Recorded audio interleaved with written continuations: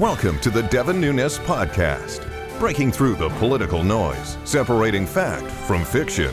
From the San Joaquin Valley, the breadbasket of the solar system, here is your host, Devin Nunes. Welcome back to the Devin Nunes Podcast. This week, we're going to talk about defunding the police again. We're coming to you from Fresno, right across the street, really, from Fresno State University, from Wahoo's Tacos. Great place. We're outdoors, social distancing, so we're covering all of the governor's mandates right now. I want to welcome on the show for the first time Eric Schmidt, who is a Fresno County Sheriff's deputy.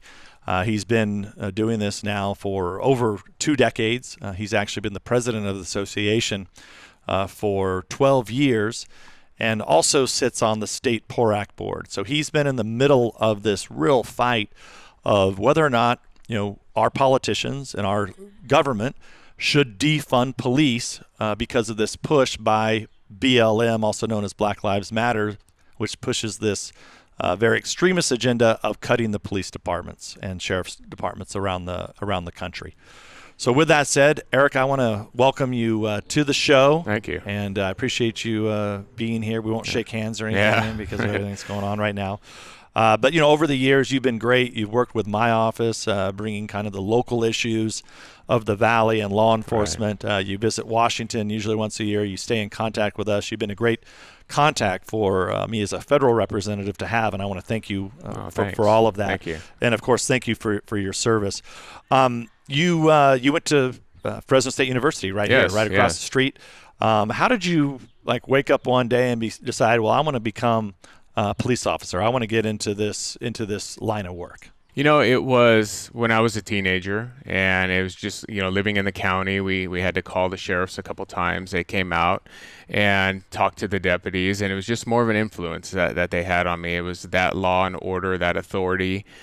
They always took care of business when they showed up. A couple times my family had to call them. We lived in the rural part of eastern Fresno County, so that was our police. Mm-hmm. And then I interacted a couple times with them, being a backpacker and being up in the mountains on a search and rescue, and that even took me a step further. Wow, you can get paid to do this. This is awesome. So for our national and international listeners, I want to say that we're just a few miles from the foothills of the Sierra Nevada mountain range, and so what Eric's talking about is that a lot of people, we've had on the show, we've talked about Yosemite National Park and Sequoia Kings Canyon National Park, but a lot of people around here, if you like to backpack, it's a great place to, especially right now, it's hot in the middle of the summer, you can get up there and escape there. So just a little promo for the San Joaquin Valley, in which we get a lot of international visitors from all over the world that come here during normal times. Of course, we're not getting too many right now. But there's search and rescue, right? I mean, it's what sheriffs do. So we have that issue here in the San Joaquin Valley because we have these national parks. So I think that's just a good segue. Give us an interesting story about something you've been involved with search and rescue up in the one of the coolest ones that I've been involved with. We had a family from the Santa Cruz area back in 2004. They went up, beautiful day. It was in the fall, October, on I think maybe a 4-day trip.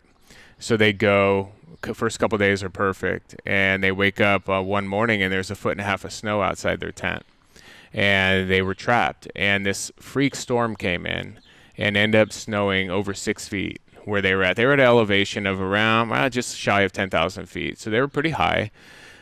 We searched for them for about 3 days, and finally we had to kind of pull back because we were just wearing our people out. We were able to get some National Guard help, fly us in a really good-sized helicopter, and we found them. They were right on the brink of, good thing we found them, and rescued them and brought them back to their families. So, and they own a winery in Santa Cruz. I mean, they're a very well-known family in that area. And that has always been one of those, in my mind, wow, we really made a difference, because there was 4 of them there.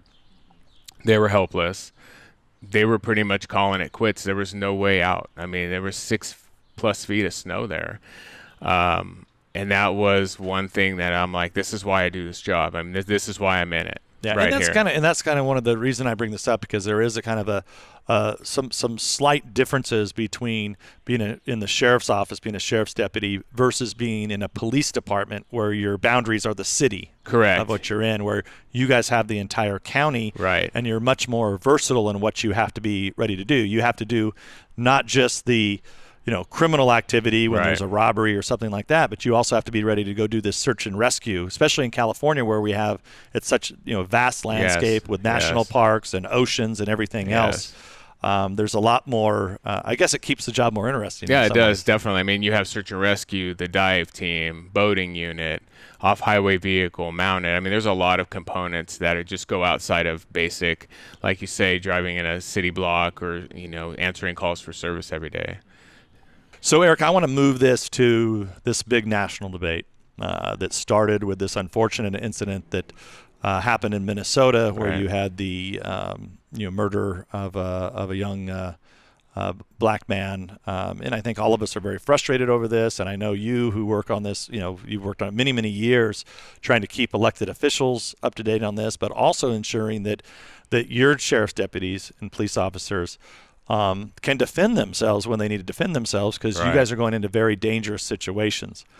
And up until just in the last few months, I never believed that there would be a legitimate political movement that would, because of one bad apple of somebody who did something wrong, and we still don't have all the history there, that we would now take and attack law enforcement all over the country with this idea of cutting law enforcement. Because I've always felt that one of the basic jobs of being an elected official is that kind of at the very basic need that people have, no matter where you're at, they want public safety. Right. They want to feel like that they can live in their house, and if they need a first responder, whether it's sheriff's deputy coming to their house, search and rescue like you talked about, or a 911 call because you're having a heart attack. Right. They expect people to be there.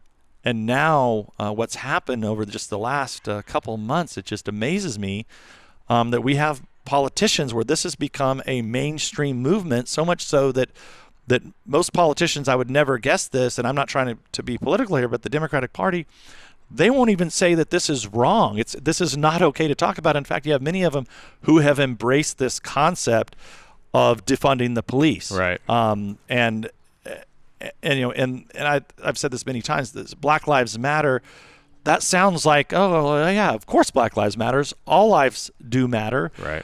But the problem is that this is a political movement. They're raising money from around the country.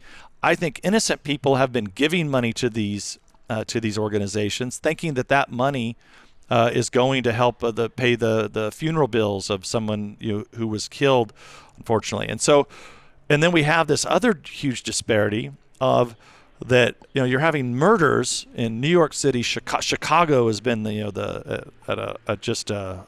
such a fast pace. It's almost incredible. Right. Of the murders that are occurring in the black community, by the way, in the African American community. And so I know it's got to be quite frustrating for you doing this your whole life, being involved. It's been your only career, right? I mean, you went from Fresno State University straight to the sheriff's department. Right. You wake up every day. I assume you did not think you were going to see this a couple months ago. No, never. And, it is unfortunate that one incident. I don't condone that. I mean, that kind of arrest tactic is not trained here. We don't teach that. It was inappropriate. Looking at what I saw on the news, that was inappropriate. Having said that, you have a group that has taken that to a different level, and a level that instead of addressing the issue, they've turned it into a national issue, truly. And talking about defunding police, the word defund is truly that. It's zero it out. Mm-hmm. So I think that's one of the biggest confusing things to people. The media, I don't know, really knows how to frame that, because you have politicians that want to cut, but truly defund is get rid of. It's like if you had a Starbucks card that had $100 on it and your wife said defund that card. Right. Okay, I zero it out. I just don't know where the interpretation has come from, because it's either it's either black or it's white. Well, and it's not like, before the virus, this COVID catastrophe here, we were already having problems recruiting people, right. Even locally here in the San Joaquin Valley, into law enforcement, because the rules are becoming it's tougher and tougher and tougher. Like what you said, you grew up, you had great experience with the sheriff's department. You said, oh man, this is going to be an exciting job, search and rescue, right. backpacking, that sort of thing. And it takes a special person that wants to do those jobs. And the last thing we want to do is make you or the folks you work with make you hesitant to defend yourself or to show up on a crime scene and actually take on the criminals so that you can protect the public here. Right. So I assume that's just got to be, I'm guessing it's got to be frustrating in terms of recruitment. Oh, definitely, because you're always looking for your replacement, right? I mean, you're not a good worker if you're not looking for your replacement, especially in this line of work. I teach at the police academy. I see the recruits coming through, and we try our best to make it as positive as we can for, our training, and always talking about like, this is the way it used to be. Now we have to train differently because of, times change, things change, people change, demographics, whatever you want to call it. Having said that, you do have some people who have that in the back of their mind, like, maybe I don't want to do this job. Maybe I don't want to get into it. So you have the first, month, you'll start with 50 recruits, and next thing you know, you're at 40. Right. Well, and a lot of we pay our public safety officials well. Right. We give you, I think, in most cases, pretty good pensions. But at Absolutely. the same time, you're not millionaires. Right. And I think that what these concepts of having people held liable for something that happens on the job, where let's say you have your house paid off and you have a little 401k plan set aside, or a college tuition plan set aside for your children. I just can't imagine that you would be very easy to recruit at all moving forward if we're going to hold everybody individually liable and force you to have like your own insurance plans that then can, cost in any type of shooting. Then how this goes. Lawyers come in, the plans are there, the insurance companies are there, and what ends up happening is even if no one's ever going to want to fight this, it'll just be like, oh, there's an insurance plan, let's pay them. It'll be a settlement. It'll just be a settlement. Yeah. I mean, it'll be a whole cottage industry that will develop around this. I mean, I think it's totally nuts that these governments would think about holding you guys liable for this. And I have to imagine that's got to be a real question. And who the hell wants to go become a sheriff or a policeman when they're going to have their insurance on the side? Oh, definitely. Yeah. I mean, that's the whole other risk. I mean, it's the risk of how much am I willing to, it's like you say, do I want to take that extra step to enforce that law, or do I just want to turn a blind eye to that and not deal with it? Or show up and say, don't really know if I want to get in this shootout. Right. Exactly. Right. Or use of force or whatever it may be. Right. We had an incident up in Shaver Lake on 4th of July.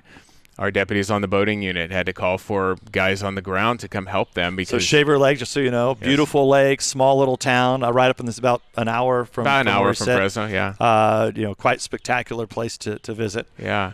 In the Sierra Nevada mountain range. Yes. And we had people from out of town come and cause a pretty big disturbance. And all it was, now it's all streaming on social media of, look at this use of force. I want your badge number. I want this. I want that. Well, if you look at the clientele who's filming that, the lack of self-control is, it's unbelievable.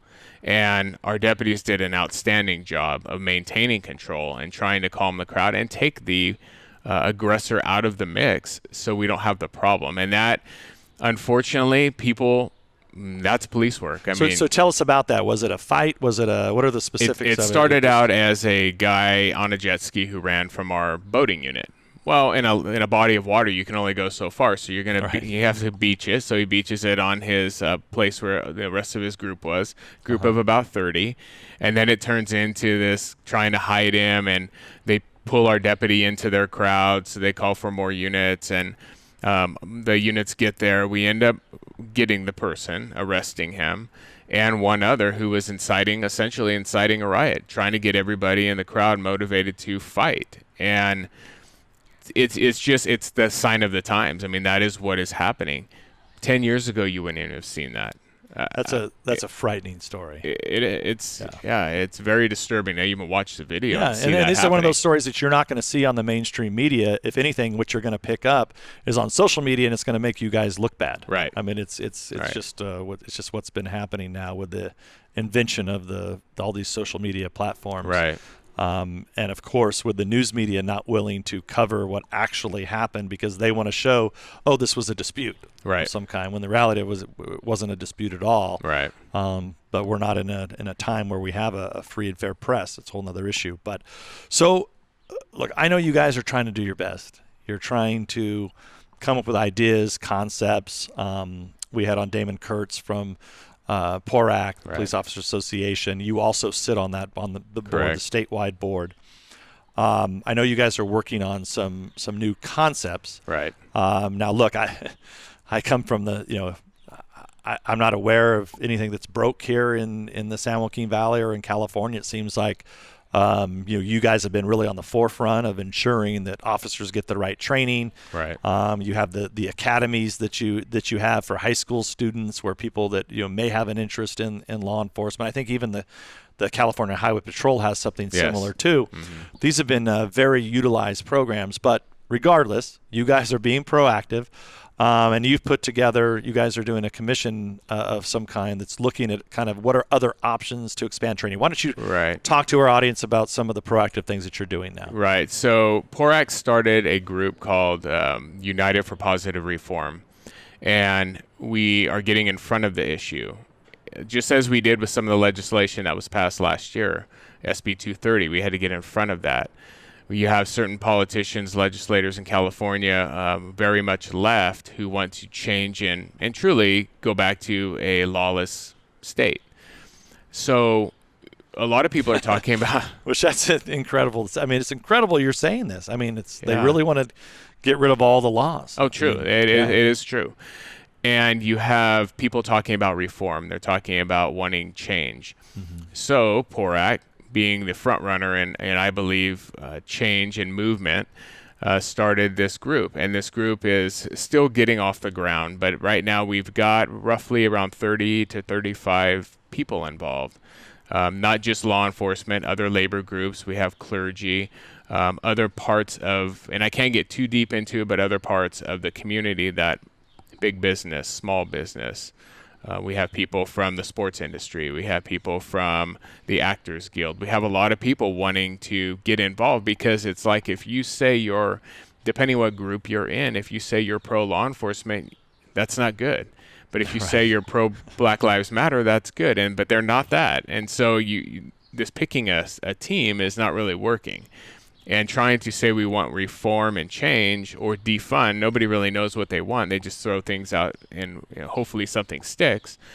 We're going to get in front. We're going to say, okay, if you truly want change or you truly want reform, let's talk about it. Let's set the table for that. Some of the areas where there might be some improvement, like I know here in the Valley, these academies have been very, very popular for high school students. Right. But I know in other parts of the state of California, those programs have actually been shuttered, right? Yeah, they've been shut down. That's one of the ideas of bringing this back. Right. I think we're still fortunate in the Central Valley that we have the leadership here that allows us to do high school academies, ROP programs. We have reserve academies. We have citizens academies. We give the public the opportunity to still participate in our law enforcement agencies. And also great presence. One of the things that we do here in the San Joaquin Valley, there's always presence at the schools, right, and at the school carnivals. Like I was at one of my at my children's school, they had a school carnival, and the local sheriff's deputies were there working with the children. That way, you're not just that you're touching these kids at a very young age, so that they know, look, we're law enforcement. Here's how it works. Here's, we're here to help you, that sort of thing. Yeah. And I think it's worked very well. I think there's a lot of, I just can't imagine this whole idea.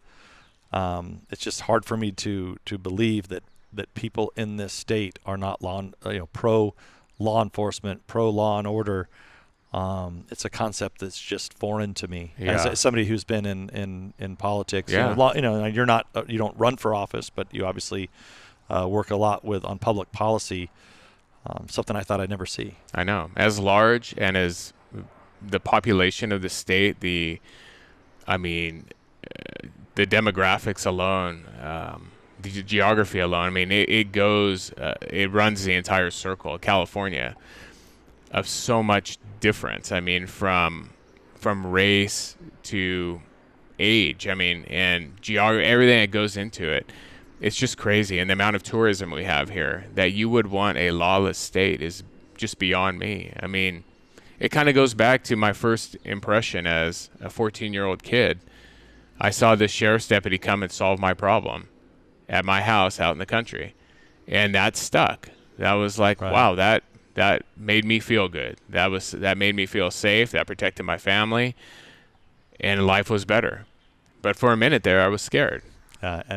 And look, I think a lot of people that are probably listening to this or watching it right now, and those are really important words that you're talking about here, that this is how far this state has kind of changed. So, Eric, let me just kind of the final final question that I think that folks really need to understand what's happened here in California, and that is the release of these inmates that have occurred. So, we've essentially downgraded felonies to misdemeanors, and it's become almost impossible to even arrest someone for petty theft or drug abuse. And I know there's going to be some initiatives on the ballot, to try to rectify some of this fall, which is going to be amazing because you have this BLM movement that I assume is going to be on the opposite side of this. And what we've seen is an unprecedented level since all these laws have basically been watered down, that we see in every community across California a homeless problem like I've never seen in my lifetime. I don't want to put words in your mouth, but I have to assume you guys are assuming that a lot of those people are normally people who should have been locked up because they all tend to have these drug problems. I think we could have a legitimate debate whether or not somebody who's a drug addict, who's their mind has gone on drugs, do they need to be in a full security prison with everything, or is there another way we could treat these people? But the problem here is that they're now out on the streets, and it's, I don't think, unless you've been out here to California to see this, it's not just what you see on television in San Francisco and Los Angeles. They're everywhere. They're here in the city of Fresno. They're, even in my hometown, just across the street from where I live, there's whole encampments. There's like trailer parks. There are trailers, not trailer parks, trailers that have moved in, and nothing's being enforced. Right. How do you see this playing forward? Obviously you guys are going to try to pass these initiatives in the fall. You're supporting them. Right. But if these don't pass, what are we going to do with all the homeless people that are left out here? Well, I mean, that's the big question. I mean, right now is the initiatives are there to restore accountability. I mean, that's the number one goal. Once you restore accountability, everybody's talking about this homeless problem and pumping money into it. That's great, but you have to have accountability. And with accountability comes attacking the homeless problem. So with these people, what do we do with them? Nobody really knows. We've talked about a lot of things. You can build housing. You can go put them somewhere. But what are they going to do? They're not going to stay there. They're not going to stay. That's they're going to venture out. You can't hold them there. So this is really a challenge. For the most part, not all of them, but I talk to these people. I run into them. Where at the little convenience store where I go, and I'll you can tell they're, most of them they now have mental disabilities. Right. But it's largely, and I'm painting with a broad brush here, but it's largely because they've done some pretty harsh drugs. Right. And their minds are now gone. But the challenge that we have here is that you can't just let these people stay on the street. And if you just go rent them a hotel room or give them public housing, nobody wants that, because whatever neighborhood you're in, it's going to degrade that neighborhood. Right. So it's really an issue of somehow these people have to be put somewhere where they're not just have that ability to go out and get drugs, steal, loot, destroy things, sleep on people's, front of their businesses in the different downtowns across California. I don't think for our national and international audience, I mean, this homeless problem is completely out of control here, which is a direct result. I didn't see this coming when they were passing these laws to weaken this, but this is also similar to this BLM movement. It's the same idea that we're going to defund not just the police, we're going to decriminalize things, and we're going to let people just out on the streets. Right. And when you do that, you have a total disaster where now, everywhere you go, you see homeless people. And I mean, I've had like 3 or 4 incidents where these people just come out, they're clearly on drugs or used to be on drugs, and they walk out in the middle of your car. Yeah. Like right in the middle of the street, and you almost hit them. Yeah, I believe there is a direct nexus between letting people out of prison, decriminalizing a lot of these crimes, whereas a drug charge used to be a felony is now downgraded to a misdemeanor. So you give them a citation to keep the custody level down. There is a nexus. We never saw homelessness like this 15 years ago, 10, 15 years ago. We never saw it like this. Even 5 years ago. Yeah, even 5 years ago. We never saw it like this. But when you're kicking people out of prisons and jails, where else are they going to go? That's the clientele that's sitting out on your streets. That is not – now, there are a small percentage that are just – they're homeless helpless. They've lost their jobs. They've lost their homes. But those are the ones that want to get better. The others are – what used to be in custody and the taxpayers were paying for them, but at the same time, now look what they're doing to your community because of the decriminalization of some of these crimes. Right. And now with COVID, they're actually, releasing more and more inmates all the time. It's just total insanity.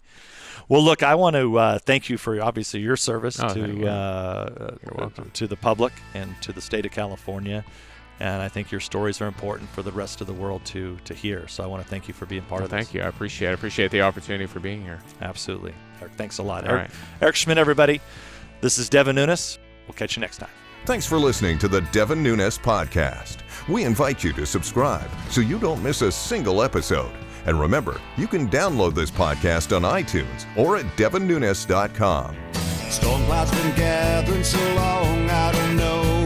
The darkness around us leads no easy road. We started wondering if every road dead ends our dreams. Wind whips the dust up and rain's pouring down. Good people struggling in every hometown. We've started wondering if we even matter at all. We'll take that hard road to happier days, 'cause we kept our American faith. Now it's not our first trial by fire like this. It's nothing hard working family can't fix. We've got the power to save it all here in our hands. We'll take that hard road to happier days, 'cause we kept our American faith. As we, the people, free and strong, fight through the dark night toward the dawn. Freedom marches on.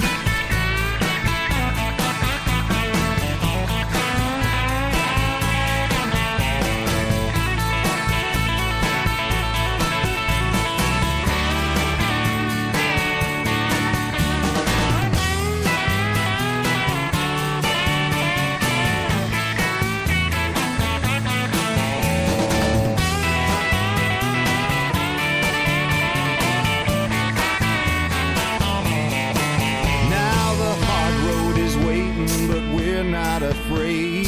That's why they call her the home of the brave. With a prayer and a purpose, we're already half the way there. We'll take that hard road to happier days, 'cause we kept our American faith.